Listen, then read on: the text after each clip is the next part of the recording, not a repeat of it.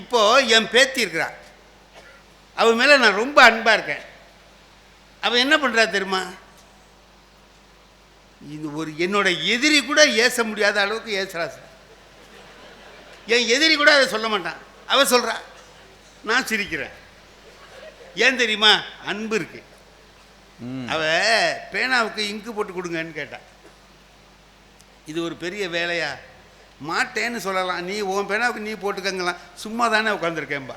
என் பேத்தி கேட்குறா பேனாவுக்கு இங்கு போட்டு கொடுங்க.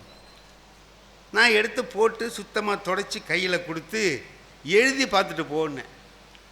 சொல்லுவோம்ல நாம், பேனாவுக்கு இங்கு போட்டிருக்கோம், எழுதி பார்த்துட்டு போகணும்.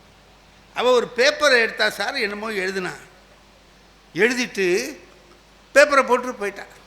அன்றைக்கி சாயந்தரம் திருச்சியில் பட்டிமன்றம், சத்யசீலன் சார் நடுவர். நான் இந்த பேப்பர்லாம் எடுத்துக்கிட்டு குறிப்பு எழுதுறதுக்கு வேணுமேன்னு எடுத்துக்கிட்டு, குறிப்பு எழுதுகிறோமோ இல்லையோ பேப்பர் வேணும் கையில்,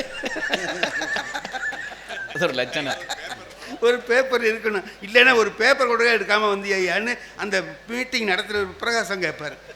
ஒன்று ஒரு பெரிய பேச்சாளர்னு நினச்சிட்டு கூப்பிட்றோம், ஒரு பேப்பர் கூட இல்லாமல் ஐயா, நான் அதுக்காகவே ஒரு பேப்பர் எடுத்து வருவேன் கையில். நான் அந்த பேப்பர்லாம் எடுத்து வச்சுட்டு போகிறேன்.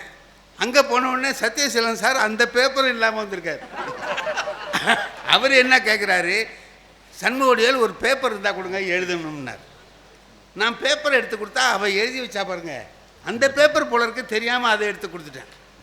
அவர் அதை வாங்கி வச்சுக்கிட்டு என்னை பார்த்து சிரிக்கிறார், பேப்பரை பார்க்குறார், சிரிக்கிறார்.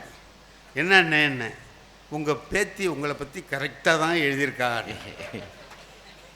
என்னென்ன அதை பாருங்கன்னு கொடுக்குறாரு. அதில் அவள் என்ன எழுதியிருக்கா, எங்கள் தாத்தா ஒரு லூஸு பை சுடர்விழி, அவள் பேர் சுடர்விழி, கையெழுத்து போட்டிருக்கா சார், எங்கள் தாத்தா ஒரு லூஸு பை சுடர்விழி.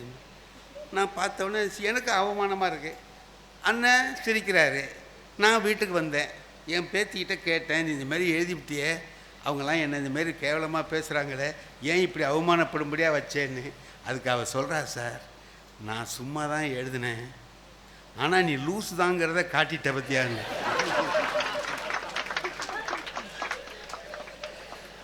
ஏன்னு யாராவது ஒருத்தர் ஒரு பேப்பர் கேட்டாருன்னா கொடுக்கறதுக்கு முந்தைய அதில் என்ன எழுதியிருக்குன்னு பார்த்துட்டு கொடுக்க மாட்டேன்.